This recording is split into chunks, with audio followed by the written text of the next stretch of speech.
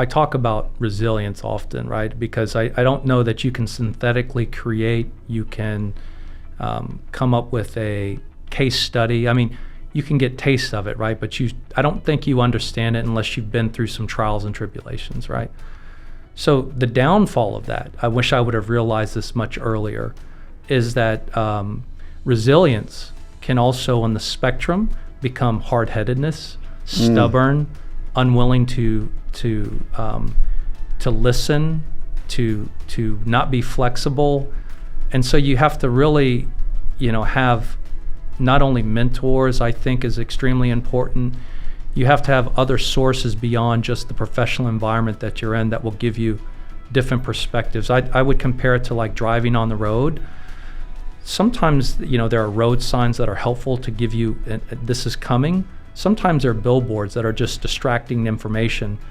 And you got to have some type of between mentors and what I would consider a lifelong intellectual curiosity of learning that keeps you on the road, right? Those are your hands that keeps you on the road. So when you see a billboard, it's a billboard that's not it's useless. Or is this saying there's a warning sign coming up that maybe you can anticipate? But resilience is one of those things I'd be careful of because what got you here, whatever it is, versus where you want to be, those can be some different requirements. Yeah, I've also, if you think about like using MBA speak, managerial accounting, they talk about sunk costs.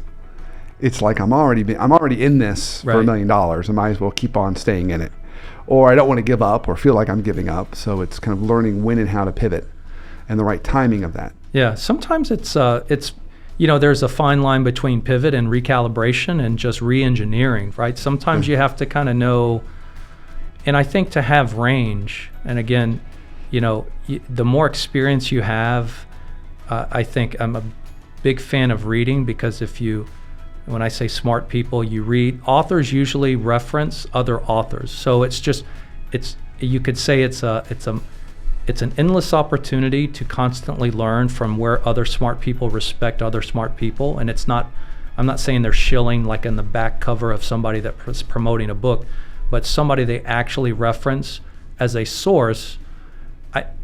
I don't mind hearing qualified opinions. I don't know if I necessarily care as much for, what did so-and-so say on the street? Well, let's read his tweet. Well, that's great, but I don't understand what that really means, right? But constantly reading, it gives you range, it gives you reference, it gives you context.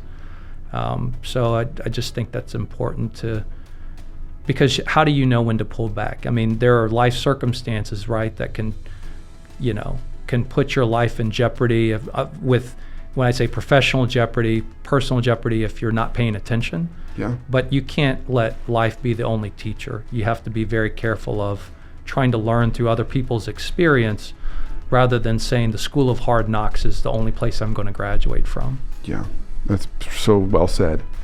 So I'm going to move us towards my last kind of final question I love to ask. So on this podcast, Leadership Foundry, I always like to ask my guests, so what's one good tip or life hack you have for us for how we can become better leaders starting tomorrow? So when you think about leadership today, what do you see as like maybe a good gap that a tip or hack could really help a lot of leaders just get better at? Well, let me give you a pragmatic. So I'm going to give you a little bit, and I won't say theory, some framework, and I want to give you also one that's more pragmatic. You have to learn how to turn it off. And what I mean by that is and I'm certainly very respectful of the neuroscience behind things, the gamification, the dopamine, if you will, manipulators. But if you think about it, just your phone alone, right? I'm one of those that if I see an alert, I have to. It's just, I feel like I'm shirking responsibility. I have to look at it.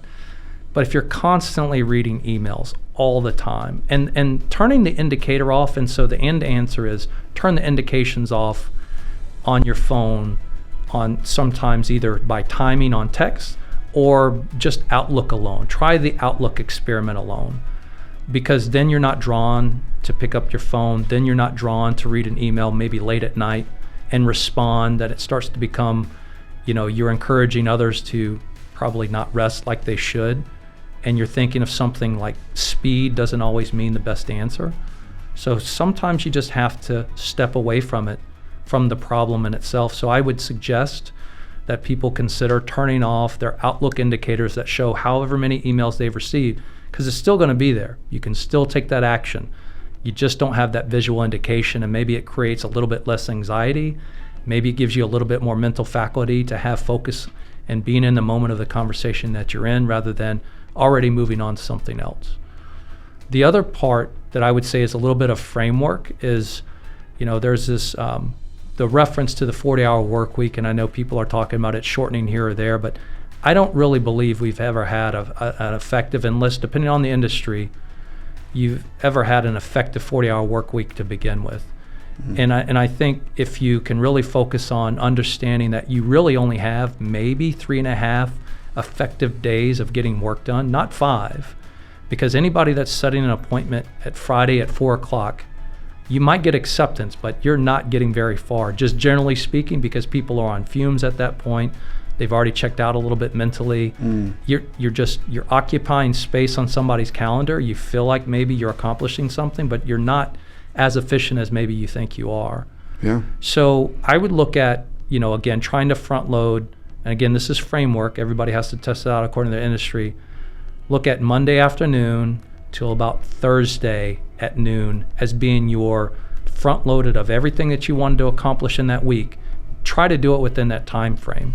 Monday morning is tough because people are just gearing up for the week, and as much as we talk about preparing for the next week, it doesn't always work out that way. I would reserve Friday for any of your admin, if you could, training, professional development, and then for deep focus and deep thinking, right? Because if we're never analyzing our own performance, there's never a space and time for you to actually observe and look at your own outcomes, if you will.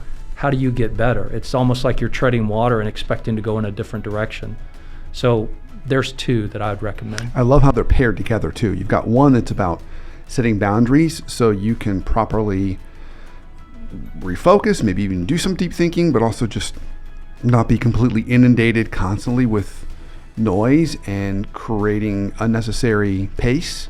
And then the other one's smart. What's the optimal time for the most impact? Like that kind of Monday through Thursday noon.